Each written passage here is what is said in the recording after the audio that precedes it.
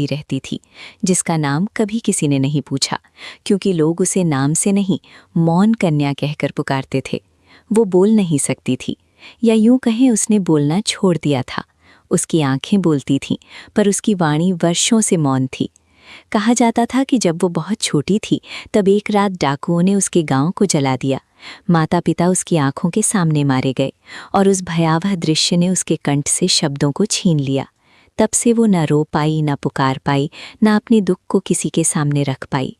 वो वन में भटकती रही, कभी सूखी जड़ों से पेट भरती, कभी नदी के जल से अपनी प्यास बुझाती।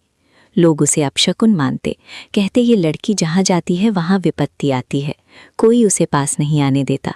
उसके जीवन में न सुबह थी न शाम, बस एक अंतहीन सन्नाटा था। एक दिन वसंत का आगमन हुआ। पीले फूलों ने वन की उदासी को चुनौती दी। उसी दिन आश्रम में वसंत पंचमी का आयोजन था।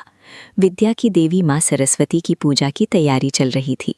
आचार्य सोमदेव अपने शिष्यों के साथ नदी तट से पुष्प लाने निकले थे। तभी उनकी दृष्टि उस कन्या पर पड़ी। वो एक चट्टान पर बैठी वीणा की टूटी हुई एक तार को हाथों में घुमा रही थी। न उसे बजाना आता था, न स्वर की समझ थी। फिर भी उसकी उंगलियां उस तार को ऐसे सहला रही थीं जैसे कोई भूला हुआ रिश्ता याद आ रहा हो। आचार्य का हृदय द्रवित हो उठा। उन्होंने उसे इशारे से आश्रम चलने को कहा। कन्या पहले डर गई, पर आचार्य की आंखों में करुणा थी, भय नहीं। वो चुपचाप उनके पीछे चल दी। आश्रम में पहली बार उसे किसी ने गर्म भोजन दिया, स्वच्छ वस्त्र दिए और सिर पर स्नेह से हाथ रखा, पर वो अब भी मौन थी। पूजा का समय आया। माँ सरस्वती की प्रतिमा के सामने जब शिष्य वंदना गाने लगे, तब कन्या एक कोने में बैठी रही। मंत्रों की ध्वनि, वीणा का स्वर, धूप की सुगंध, सब कुछ उसके भीतर वर्षों से जमी राख को धीरे धीरे हटा रहा था। या देवी सर्वभूतेषु विद्यारूपेण संस्थिता का उच्चारण होते ही उसके हृदय में कुछ कांप उठा।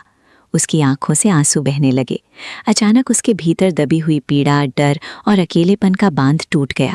वो प्रतिमा की ओर बढ़ी और पहली बार उसके होंठ हिले। शब्द अस्पष्ट थे, पर भाव स्पष्ट था, माँ। इस वीडियो को लाइक और सब्सक्राइब करें।